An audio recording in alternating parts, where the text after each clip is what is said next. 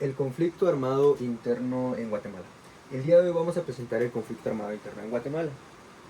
Empezaremos con una pequeña introducción. El conflicto armado interno en Guatemala se dio de los años de 1960 a 1996. Desafortunadamente este evento se vio reflejado por bastante opresión y bastante desigualdad hacia el pueblo indígena, el cual fue el pueblo más afectado en este caso con respecto a todas estas dictaduras militares que ocurrieron durante estos años. Afortunadamente fue algo que pudo cesar con respecto a en 1996 con respecto a la firma de los acuerdos de tratado de paz. Entonces, en este caso, vamos a comenzar con una pequeña cronología. Vamos a empezar por la Revolución de Octubre del gobierno de la Primavera Democrática de 1944 a 1960, el conflicto armado interno como tal de 1960 a 1990 y el camino hacia la paz de 1990 a 1996. La Primavera Democrática. La Primavera Democrática se vio reflejada por estos dos presidentes y el presidente Carlos Castillo Armas. Comenzaríamos por Juan José Arévalo, de 1945 a 1951. Juan José Arévalo fue el primer presidente elegido democráticamente, primer presidente reformista, luego de la caída de Jorge Ubico, el cual tuvo una dictadura de 14 años.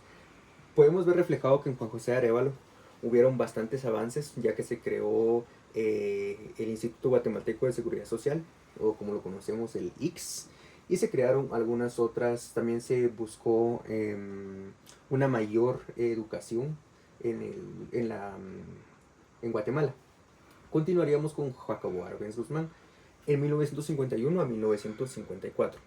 Jacobo Arbenz fue el presidente. Lo que él buscó fue la reforma agraria con el decreto 900 en 1952, la cual se impuso en esta fecha. Lo que se buscaba como tal era la expropiación de tierras para de las grandes tierras, para que así se le podría dar a los indígenas que no tenían muchos recursos. En este caso, la principal empresa que se vio afectada sería la United Fruit Company, o como se le conoce como la UFCO. En este caso, debido a que no era del interés de la United Fruit Company, ya que ellos tenían demasiada tierra, lo que se buscó fue un golpe de estado hacia Jacobo Arbenz Guzmán, el cual fue como efecto directo la primera parte del conflicto armado interno de Guatemala. Se convocó al coronel Carlos Castillo Armas, el cual lideró el golpe de estado. Aquí es donde vinimos con Carlos Castillo Armas. Esa es la razón por la cual fue agregada en la Primavera Democrática, porque él derrocó a Jacobo Armas. Carlos Castillo Armas estuvo de 1954 a 1957. Continuando, tendríamos ya el conflicto armado interno. Comenzaríamos por las Fuerzas Armadas Rebeldes, la cual fue una de las primeras fuerzas armadas, una de las primeras guerrillas que se creó en Guatemala, la cual estaba liderada por Marco Antonio John Sosa y Luis Turcios Lima. En este caso, durante las épocas de los 70, se vivió un gran conflicto en Guatemala, en el cual podemos también encontrar al presidente Carlos Manuel Arana Osorio, que estuvo de 1970 a 1974. En este caso fue cuando durante esta época se dieron todas estas dictaduras militares, las cuales estuvieron al mando durante el conflicto armado interno en Guatemala. Continuando con el tema, venimos a los años 80, que sería Efraín Ríos Montt, de 1982 a 1983. Durante esta época fue lo que se vieron bastantes genocidios por toda el área del Quiché, de Nevaj, de Sololá, los cuales estuvieron reformados por el presidente Efraín Ríos Montt.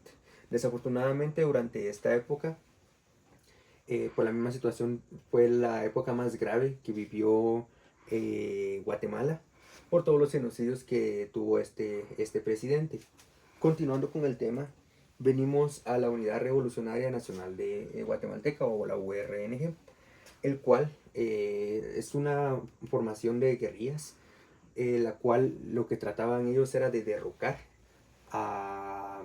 al presidente o a todas estas dictaduras militares. Desafortunadamente no se tuvo como tal una buena resolución con respecto a esto, y como desafortunadamente también no existían, no se podía ir a otro lugar más que a la guerra, entonces lo que se buscó, o lo que prácticamente empezó, fue el conflicto, ¿verdad?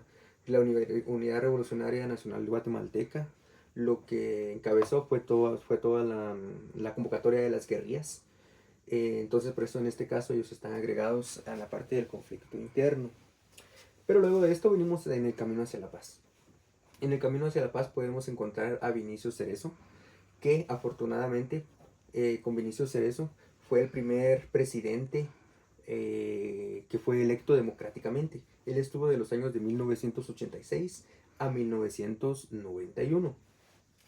En este caso, con él, afortunadamente empezamos este camino hacia la paz. Desafortunadamente, de igual manera, estuvo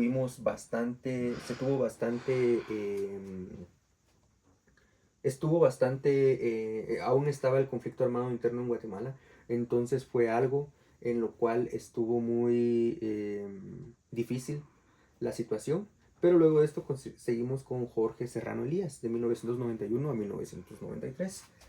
Jorge Serrano Elías, como tal, fue el primer presidente con el cual empezó el proceso del Tratado de Paz.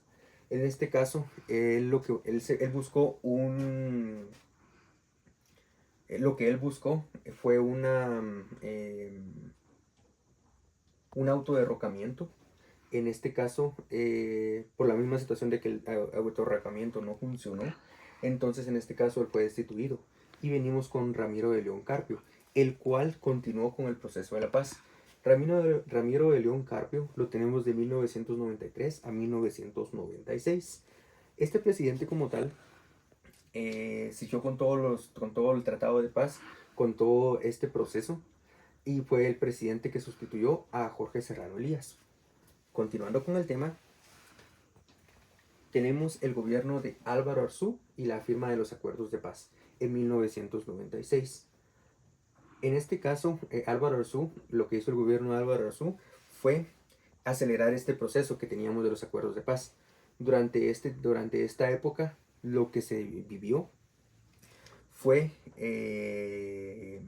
todo este acuerdo de los derechos humanos, el acuerdo de los derechos hacia las personas indígenas, y entonces afortunadamente venimos a la firma de paz, lo cual sería un cese a a todo el conflicto que se tuvo durante estos años, que fue más de 3 décadas, fueron alrededor de 36 años.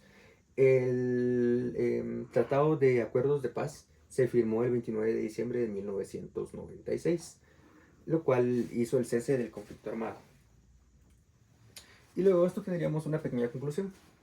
Desafortunadamente, a pesar que nuestro gobierno vive en una situación democrática, como comúnmente se dice, podríamos decir que los gobiernos o todos los gobernadores han sido impuestos debido a toda la corrupción que existe actualmente. Entonces, a pesar que vivimos en democracia, como tal podríamos decir que no vivimos en paz. Por la misma situación que existe demasiada corrupción, de igual manera existe demasiado crimen. Entonces, sí hubo un avance con respecto a los acuerdos de paz, al conflicto armado interno, pero como tal aún necesitamos avanzar más para evitar la corrupción.